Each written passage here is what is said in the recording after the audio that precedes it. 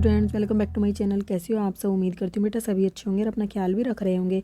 तो बेटा आज हम करने जा रहे हैं अपनी वर्कशीट नंबर 17 साइंस सब्जेक्ट की है बेटा, 6th क्लास के बच्चों के लिए 27 तारीख की है, जिसमें आज हम प्रकाश, छाया और परावर्तन, ठीक है, इसी चैप्टर से आज छाया क्या होती है वो पढ़ेंगे। प्रकाश से छाया बनती है ये हमें पता चल गया, ठीक है। अब बेटा देखो कब बनती है ये। एक अंधेरे कमरे में टॉर्च जलाए और टॉर्च के सामने अपना हाथ पर, अपना टॉर्च के सामने दीवार पर बने अपने हाथ की छाया देखोगे, ठीक है। देखो क्या बोला गया है कि अंधेरे कमरे में जब आप टॉर्च को जलाते हो और टॉर्च के सामने अपना हाथ लाते हो तुम, तो फिर तुम्हें क्या दिखता है? अपने हाथ की एक छाया बनी हुई दिखती है दीवार पर, उसके सामने वाली पर, ठीक है। आप अंधेरे में छाया नहीं देख सकते, ठीक है। छाया बनाने के लिए आपको प्रकाश के स्रोत की आवश्यकता होती है। देखो वैसे तो छाया क्या होती है? एक अंधेरे वाला वो होता है, मतलब अंधेरे वाला अक्षेत्र होता है, लेकिन ये छाया बनती जब है जब प्रकाश होता है, ठीक है। तो जब प्रकाश का मार्ग किसी वस्तु द्वारा बाधित या अवरुद्ध होता है तो वस्तु के पीछे के अक्षेत्र में अंधेरा रहता है, ठीक है। तुमने भी बेटा कई बार करके देखा होगा। तो मतलब मान लो यहाँ से तुमने रोशनी आ रही है और तुमने यहाँ पर कोई ऑब्जेक्ट अड़ा दिया, ठीक है, रख दिया, तो क्या होता है? इसके पीछे जो है वो प्रकाश नहीं जा पाता, जिसकी वजह से यहाँ पर एक गहरे काला धब्बा बन जाता है, जो कि इस ऑब्जेक्ट की क्या बन जाती है? छाया बन जाती है, परछाई बोल देते हो जिसको तुम, ठीक है। क्योंकि प्रकाश उस क्षेत्र तक नहीं पहुँचता, ऐसा इसलिए होता है, ठीक है, क्योंकि प्रकाश एक सीधी रेखा में गमन करता है।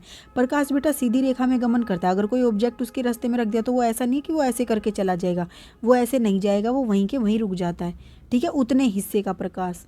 ओके, तो इसकी वजह से यहाँ पर हमें क्या दिखाई देता? अंधेरा दिखाई देता है, जिसको हम छाया बोल देते हैं। अब बेटा आगे देखो, अब यहाँ पर क्या होता है? हम एक दीवार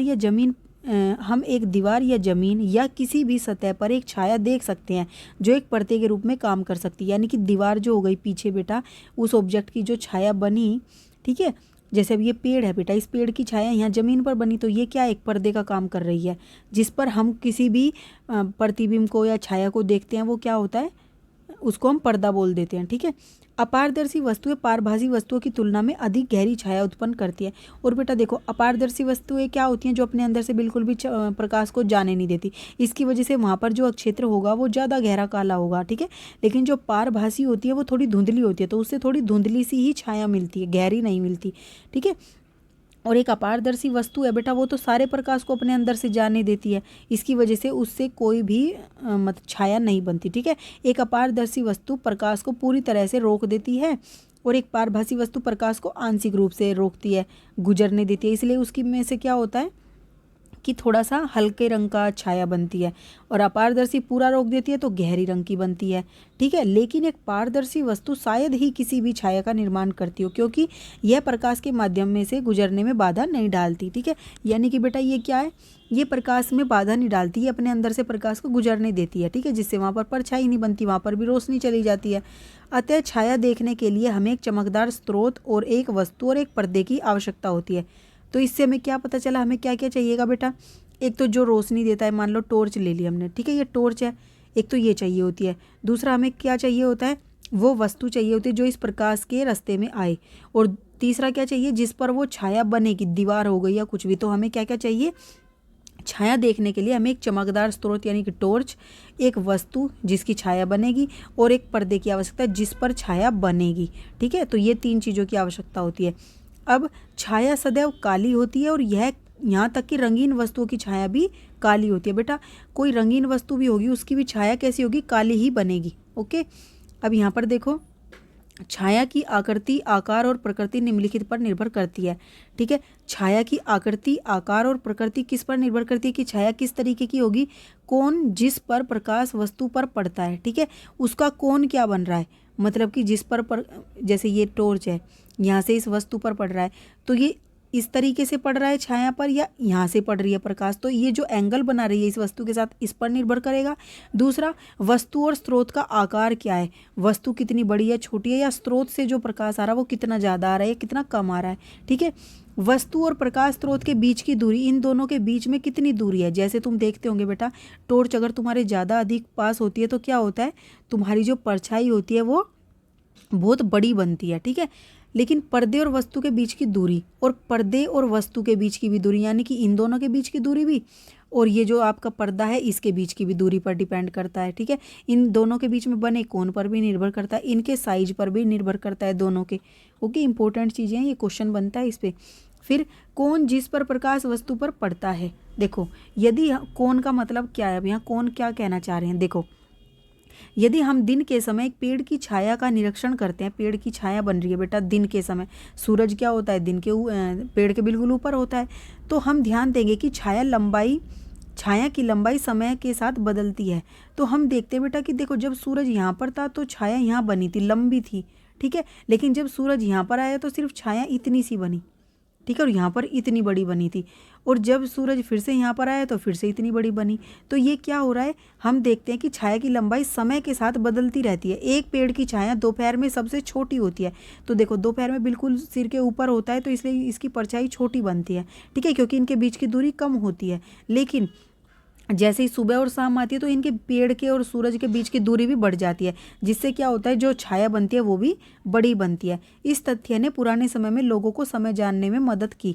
ठीक है, इसी तरीके से लोग पता लगा पाते थे कि सुबह हो गई शाम हो गई, जैसे जैसे परछाइयाँ बड़ी होती जाती, इसका मतलब कि क्या होता जा रहा है, दिन ढलता जा रहा है। लेकिन जैसे परछाई छोटी हो रही है तो इसका मतलब दोपहर हो गई है, ऐसे पता लगाते थे। ठीक है, अब बेटा देखो सोचिए, एक टॉर्च तारे के आकार के कार्ड पर चमकती है। ठीक है, तो एक टॉर्च है, एक कार्ड दिया हुआ है बेटा, उस पर चमकती है। ठीक है, तो तारे के आकार की चमकती है क्योंकि उसके बीच में क्या है, उसके पथ में एक तारा आया हुआ है जिसकी परछाई यहाँ पर बनी हुई है। ठीक है, तो कार्ड के पीछे रखे पर्दे पर एक छाया बनाती है।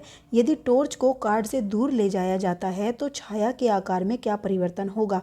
तो बेटा देखो जैसे टॉर्च के और इसके बीच में दूरी बढ़ेगी तो यहाँ पर जो परछाई बनेगी वो छोटी बनती जाएगी।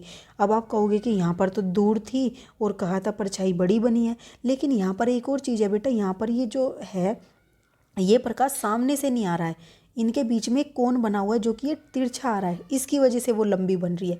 ये याद रखनी है, अगर जो कोण होगा बेटा इनके बीच का वो बड़ा होगा तो परछाई क्या होती है, बड़ी बनती है। लेकिन यहाँ पर क्या है, अगर इनके बीच की दूरी ज़्यादा होगी तो क्या होगा, छोटी बनेगी। आप करके देखना, एक टॉर्च लेना और अपने हाथ की मतलब दीवार पर बना कर देखना परछाई।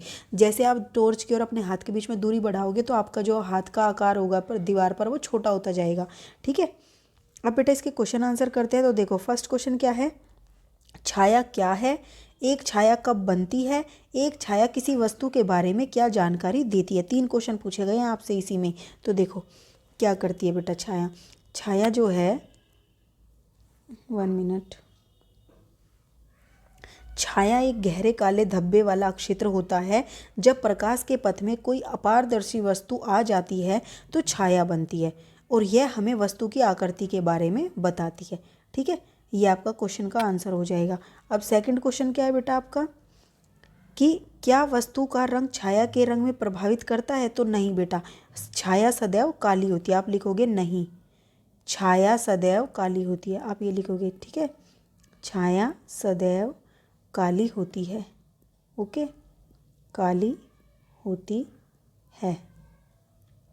अब बेटा नेक्स्ट क्वेश्चन क्या है, लकड़ी की कुर्सी पर प्रकाश पड़ने पर क्या होता है। लकड़ी की कुर्सी पर प्रकाश पड़ने पर बेटा उसकी छाया बनती है। तो क्या कहोगे, उसकी छाया बनती है। क्यों बनती है, क्योंकि लकड़ी क्या एक अपारदर्शी वस्तु है। ठीक है, उसकी छाया बनती है। अगर लिखना चाहो तो ये भी लिख देना साथ में, क्योंकि वह एक अपारदर्शी वस्तु है। ठीक है, चलो मैं लिख के ही बता देती हूँ, क्योंकि लकड़ी एक अपारदर्शी वस्तु है। ओके, अब नेक्स्ट क्वेश्चन क्या है बेटा, कि एक पेड़ की छाया दोपहर के समय कैसी होती है। एक पेड़ की छाया दोपहर के समय छोटी होती है, हमने अभी ऊपर देखा था, एवं सुबह और शाम को सबसे अधिक लंबी होती है। ठीक है, अब नीचे दिए गए आंकड़े पर गौर करें और एक्स वाई जेड को पहचानें। तो देखो बेटा मैं बड़ा करके दिखाती हूँ आपको, यहाँ पर आपको ये दिया गया है। अब इससे बोला गया है आपको वाई बताना, एक्स बताना, जेड बताना। तो ये क्या है बेटा, ये प्रकाश का स्रोत है। तो आप यहाँ पर लिखोगे प्रकाश का स्रोत, ठीक है। फिर ये क्या है बेटा, एक्स क्या है, एक्स को लिख दोगे वस्तु, ठीक है। और ये क्या है बेटा, यहाँ पर लिखोगे वस्तु की परछाई या वस्तु की छाया, वस्तु की छाया। ओके, तो ये थी बेटा आपकी आज की वर्कशीट। उम्मीद करती हूँ आपको अच्छे से समझ आ गई होगी। फिर भी कोई डाउट हो तो कमेंट बॉक्स में पूछ लेना। इस वीडियो में इतना ही। अपना नेक्स्ट टॉपिक हम अपनी नेक्स्ट वीडियो में करेंगे। तब तक के लिए ऐसे हंसते रहिए, मुस्कुराते रहिए, पढ़ते रहिए और आगे बढ़ते रहिए। Thank you.